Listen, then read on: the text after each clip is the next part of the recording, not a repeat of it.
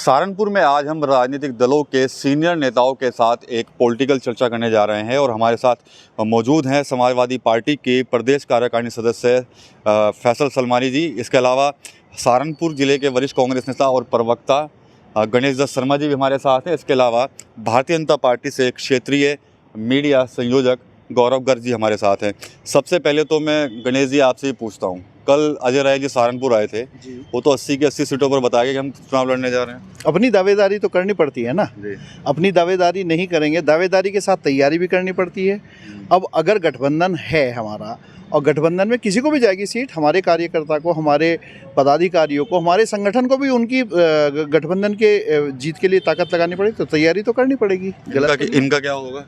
किनका? नहीं, तो ये गठबंधन में है। जब गठबंधन में अगर हम सहारनपुर में तैयारी कर रहे हैं और XYZ किसी को भी आती है, सपोज ये भी तैयारी कर रहे हैं गठबंधन में रह के, तो कल को अगर कांग्रेस को टिकट होता है तो गठबंधन में ये भी तो कांग्रेस के ही लिए वोट मांगेंगे, ये भी तो काम करेंगे। सीटें तो यूपी में 80 है ना सर। हाँ। 80 पे कांग्रेस ताल ठोक के चुनाव लड़ेंगे। नहीं, अध्यक्ष जी ने कहा हमारी तैयारी है। तैयारी है का मतलब ये नहीं कि हम लड़ रहे हैं, हम लड़ेंगे ऑफ कोर्स, चाहे वो गठबंधन के दूसरे प्रत्याशी के लड़े या गठबंधन के साथ मिलके, गठबंधन वाले और हम मिलके तो ताकत तो एक ही जगह लगानी है ना, प्रत्याशी को जिताने के लिए गठबंधन के। तो क्या कहेंगे फैसल भाई, 80 सीटों पर उनकी दावेदारी आप लोग कितनी? देखिए, ये तो कांग्रेस का अपना व्यक्तिगत मामला है, लेकिन हमें इतना पता है, हमारे राष्ट्रीय अध्यक्ष माननीय अखिलेश यादव जी ने कहा है कि गठबंधन पर चुनाव होगा। हम तो गठबंधन की तरफ जो तय गठबंधन में होगा वो चुनाव होगा, लेकिन तैयारी हमारी पूरी तरीके से चुनाव लड़ने की है और चुनाव हम तैयारी कर रहे हैं। हमारा हर कार्यकर्ता समाजवादी पार्टी का शहर सहारनपुर से तैयारी कर रहा है चुनाव की।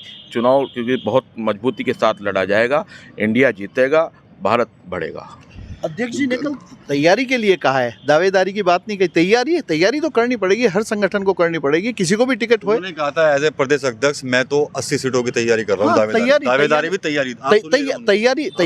तैयारी का मतलब यही है कि हम सब तैयारी कर रहे हैं, गठबंधन में जिसका भी टिकट होगा उसको जिताने के लिए काम किया जाएगा। सभी संगठन मिलकर काम करेंगे, तभी तो गठबंधन है। गठबंधन में जितने दल क्या हैं, बड़े जो दल हैं, उनके जो नेता हैं अपने अपने बड़े नेताओं को प्रेजेंट कर रहे हैं प्रधानमंत्री पद के लिए। कांग्रेस से राहुल गांधी हो जाते तो समाजवादी पार्टी वाले अखिलेश जी को कहते हैं। ऊपर के लेवल की बात है, जो वो डिसाइड करेंगे। इन्हें भी और हमें भी अपने अपने संगठन पे पूरा भरोसा है, जो वो डिसाइड करेंगे उसके अनुसार हम काम करेंगे। आपके अनुसार कौन होना चाहिए प्रधानमंत्री गठबंधन में?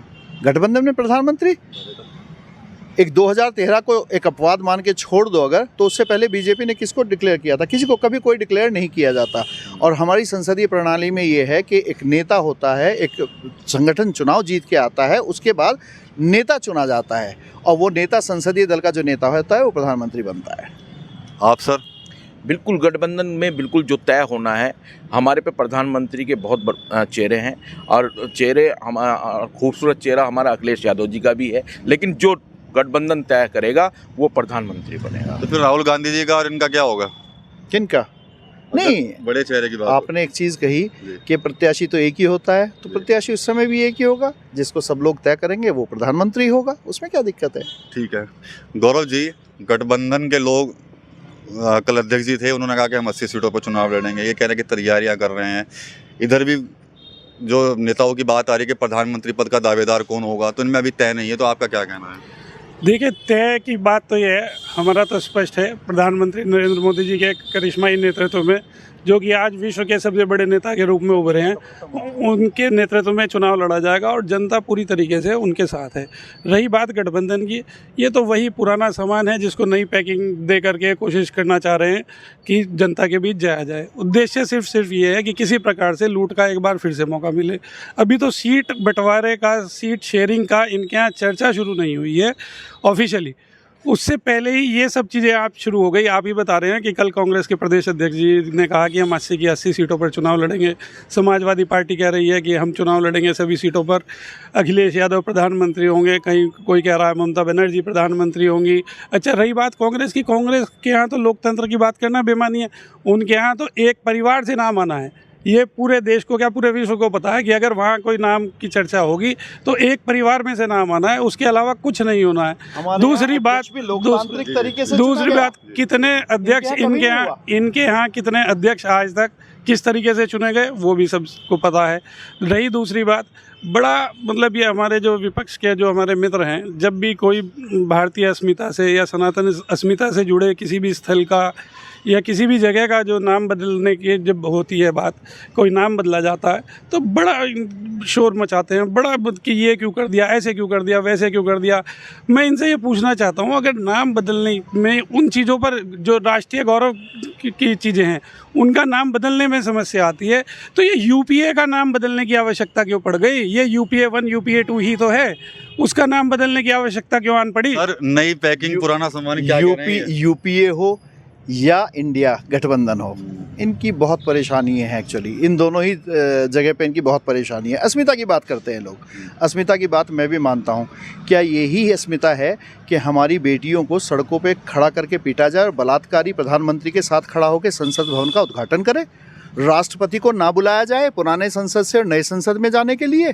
प्रधानमंत्री उसे लीड करना चाहते हैं, प्रधानमंत्री का करिश्माई नेतृत्व बताते हैं लोग, और एक उद्घाटन करने के लिए स्टेडियम का कपिल देव, सचिन तेंदुलकर को बुलाया जाता है, क्योंकि अब मोदी जी के नाम पे भीड़ इकट्ठा नहीं होती। और साथ ही अस्मिता की बात करते हैं। क्या यही देश की अस्मिता है कि इनके एक सांसद खड़ा होकर किस तरह से भद्दी चीज़ें करता है, संसद में खड़े होकर भद्दी भाषा का इस्तेमाल करता है, और 2 वरिष्ठ नेता पीछे बड़े बैठ के खिल्ली उड़ाते हैं और पूरे एक समाज को गाली देते हैं? शर्म नहीं आती इन्हें? क्या ये इसी देश की, इसी नव भारत का निर्माण कर रहे हैं लोग? बताएं कि क्या कर रहे हैं। आज सांकेतिक तौर पे 12 बजे नड्डा जी ने इनके विदुड़ी जी को बुलाया है, और ऑफ कोर्स कुछ नहीं होगा। हम कहते हैं उन्हें बिल्कुल संसद की सदस्यता से बर्खास्त करो उन्हें।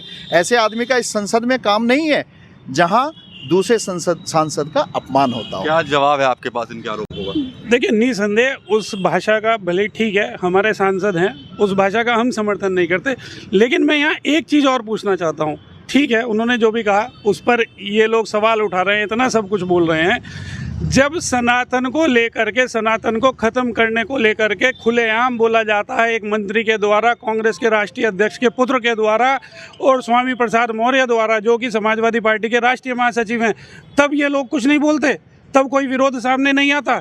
इसी से आप देख लीजिए मंशा साफ हो जाती है इनकी कि सिर्फ और सिर्फ हिंदू विरोधी, सनातन विरोधी काम ये करना चाहते हैं। तुष्टीकरण की राजनीति इस देश में जो करते आए हैं वही आगे भी करना चाहते हैं। सनातन धर्म के खात्मे वाले बयानों पर ये लोग क्यों नहीं बोलते बिल्कुल भी एक शब्द? पूछिए इनसे।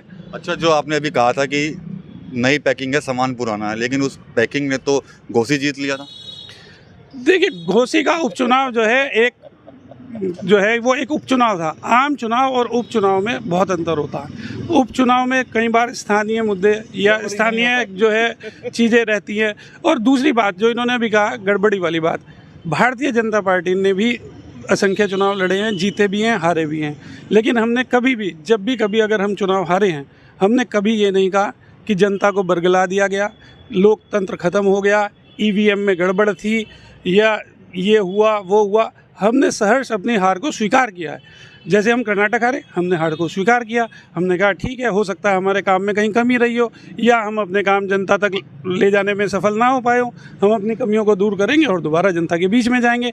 हम इनकी तरह ये नहीं कहते कि ईवीएम खराब हो गई, जनता को बरगला लिया गया, ये हो गया वो हो गया। हम बहाने नहीं बनाते हैं इनकी तरह से।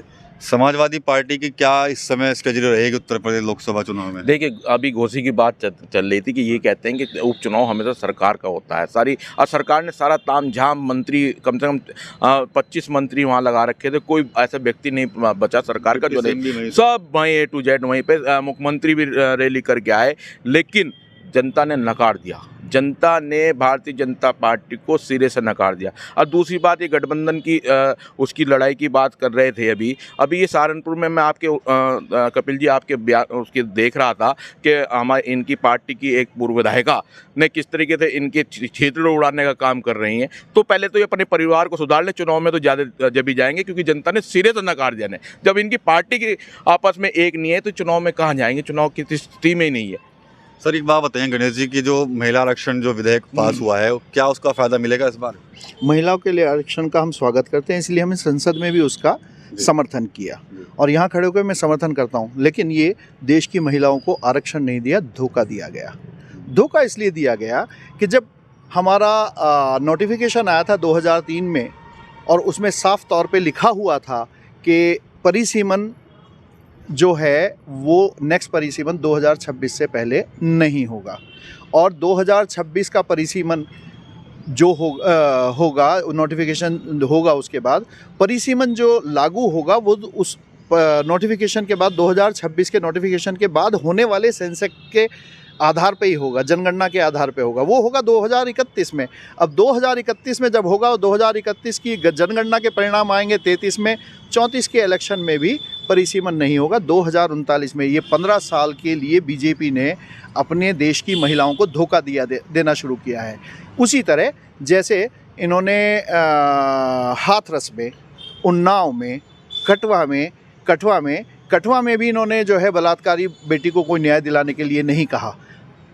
तो वहाँ पे जो इन्होंने जो धोखे वहाँ पे दिए हैं, बलात्कारियों को साथ खड़ा किया, बलात्कारियों के पक्ष में खड़े हुए, इसी तरह अब इन्होंने सारे देश की महिलाओं को धोखा दिया, और प्लस उसमें अब ओबीसी को शामिल ना करना, ये सबसे बड़ी गलती है। ये बीजेपी को बैकफायर करेगा। और ये एक सेकेंड और, ये चुप रहने की बात करते हैं कि ये कुछ नहीं बोलते। क्या ये प्रधानमंत्री के मणिपुर के चुप्पी पर समर्थन जता रहे हैं? कह रहे हैं बिल्कुल ठीक। एक बार इनसे पूछ लीजिएगा कि आप उनका समर्थन करते हैं? क्या कह रहे हैं? मानते हैं आरक्षण के नाम पर धोखे की बात कर रहे हैं महिलाओं के। नारी बंधन अधिनियम देश की आधी आबादी को और अधिक सम्मान और प्रतिनिधित्व देने का 15 काम साल हुआ मतलब है। एक जनरेशन के बाद। अब मैं ये कहना चाहता हूँ कि दिक्कत क्या है कांग्रेस की, जितने भी अच्छे काम होते हैं वो भी कांग्रेस वो श्रेय लेने की कोशिश करते हैं। इन्हीं की राष्ट्रीय नेता या ये कांग्रेस की जो है डायरेक्टर भी बोल सकते हैं उन्हें, सोनिया गांधी जी ने कहा कि जो है कंपनी चला रहे ना, कि सोनिया गांधी जी ने कहा कि ये राजीव जी का सपना था। अरे भाई, राजीव जी का सपना था तो राजीव जी ने सपना 84, 85, 86 उस समय देखा होगा ना, ठीक है। उसके बाद से लेके आज तक ये कुछ नहीं कर पाए। बीच में कितनी बार इनकी सरकारें रही, 2004 से 2014 तक लगातार इनकी सरकार रही, कुछ नहीं कर पाए। आज जब मोदी जी जो है नारी समाज को, नारी शक्ति को और ज़्यादा जो है सम्मान देने की बात कर रहे हैं, उन्हें प्रतिनिधित्व देने की बात कर रहे हैं, तो अब ये कहते हैं ये तो राजीव जी का सपना था। अरे भाई, राजीव जी का सपना था, आप इतने साल कहाँ थे? इतने साल सत्ता में रहे, क्यों नहीं वो सपना पूरा किया? कहाँ थे सर?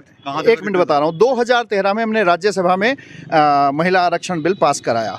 जब उसको लोकसभा में लाया गया, राज्यसभा में पास हुआ था, वो 7 वोट से गिरा था। 7 वोट में 4 वोट पता कौन कौन सी थी? लाल कृष्ण आडवाणी जी की थी, अटल बिहारी वाजपेयी जी की थी, सुषमा स्वराज जी की थी और जसवंत सिंह जी की थी। ये 4 वोट जो विरोध में पड़ी थी, प्लस 3 और थी, उनके भी नाम मेरे को आइडिया नहीं है, लेकिन हो जाएंगे।